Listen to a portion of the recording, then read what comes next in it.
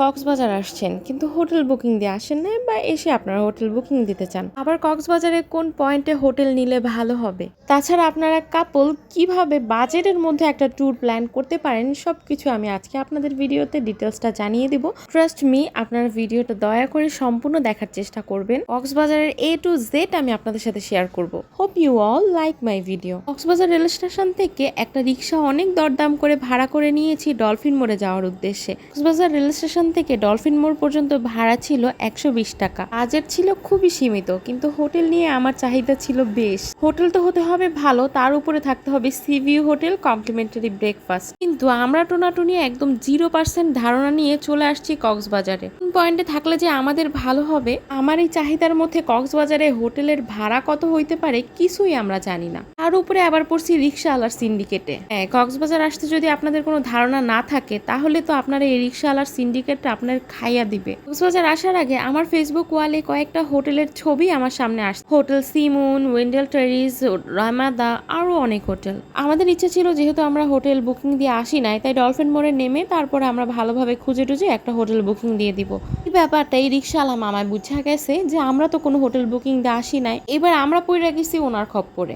আমি শুরুতেই বলছি আমার হোটেল হতে হবে বিচের পাশেই, রাতে করে আমরা নেমেই বিচে চলে যেতে পারি। কিন্তু এই রিক্সাওয়ালা লোকটা আমাদেরকে নিয়ে গেছে মেরিন ড্রাইভের রোডে। যে হোটেলের নাম বলতেছি উনি তো আমাকে সেখানে নিচ্ছেই না, উল্টা উনি আমাকে Marine Drive, Laboni Point, Sugandha পয়েন্টের ভিতরে হোটেলগুলোতে আমাদেরকে নিয়ে যাচ্ছে। সুগন্ধা পয়েন্টের রাস্তা ধরে যখন আমরা ডলফিন মোড়ের রাস্তাতে আবার আসতেছিলাম, তখন আমার হঠাৎ করে চোখে পড়লো হোটেল সিমন। তারপরে রিক্সাওয়ালার মামারে বললাম, ওই যে দেখেন, ওই তো দেখা যাচ্ছে সিমন, আপনি কেন আমাদেরকে ওইখানে নিয়ে যাচ্ছেন না? তো এবার আমি ওনাকে বললাম, আপনি আমাকে ওই হোটেলের সামনে রাখেন, আমরা পায়ে হেঁটেই হোটেল খুঁজে নিব। হোটেল সিমনে যাওয়ার পর গিয়ে দেখি ওনাদের যে সি ভিউ রুমগুলো সব বুকিং। মনটা একদম ভেঙে চুরে গেল। আবার যেই রুমটা খালি ছিল ওটা ছিল 3 তলাতে, ওই রুমটা আমার একদমই পছন্দ হয় না। তারপরে কি আর করার, এরপর চলে আসলাম হোটেল আমিন ইন্টারন্যাশনালের সামনে, যেটা ছিল সিমনের একদম অপর সাইডের হোটেলে। তো এরপর চলে আসলাম এই হোটেলের রুমগুলো দেখার জন্য।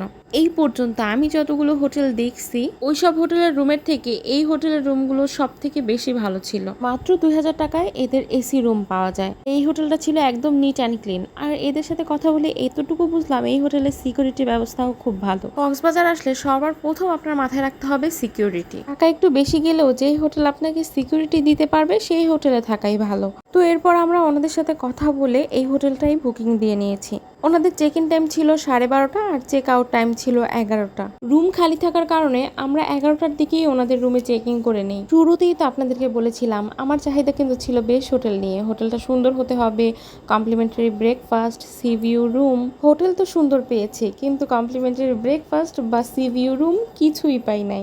যাই হোক, এরপর জুনায়ের বাবা আমাকে বলে, তুমি কষ্ট পেও না, তোমাকে আমি কক্সবাজারের সব থেকে ভালো ভালো রেস্টুরেন্টেই তোমাকে নিয়ে খেতে যাবো। আর তাছাড়া আমাদের হোটেল থেকে তো বিচে যেতে সময় লাগে মাত্র 2 মিনিট। তো সকাল থেকে হোটেল খুঁজতে খুঁজতে আমরা দুইজন তো অনেক বেশি টায়ার্ড হয়ে গিয়েছি। এরপর হোটেলে এসে একটু ফ্রেশ হয়ে বের হয়ে যাচ্ছি খাবার খাওয়ার উদ্দেশ্যে। আর হ্যাঁ, এরকম একটা প্লাস্টিকের কমফোর্টেবল জুতা কিন্তু অবশ্যই ক্যারি করবেন আপনারা।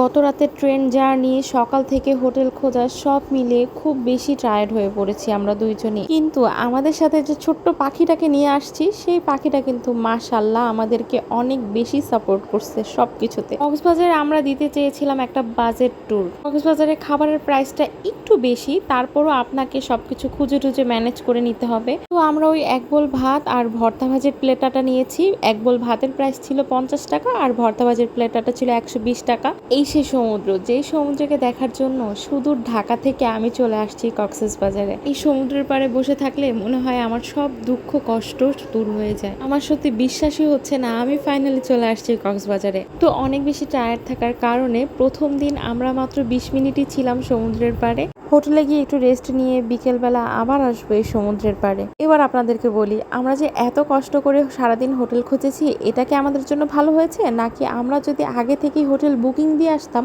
ওইটা আমাদের জন্য ভালো হইতো? অনেস্টলি আমার কাছে যদি কেউ জানতে চায়, আমি বলবো এইখানে এসে আপনারা ভালোভাবে দেখে যাচাই করে এরপর হোটেল বুকিং দেন।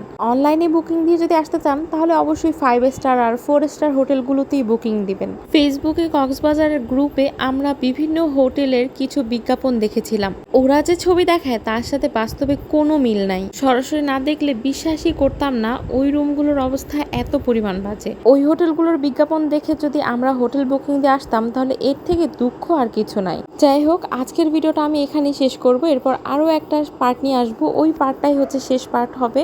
আর ওইখানে আরও বেশি বেশি ইনফরমেশন আমি আপনাদের সাথে শেয়ার করব। ভিডিওটা ভালো লাগলে please please please like, comment and share. সবাই ভালো থাকবেন, সুস্থ থাকবেন। আল্লাহ হাফেজ, আসসালামু আলাইকুম।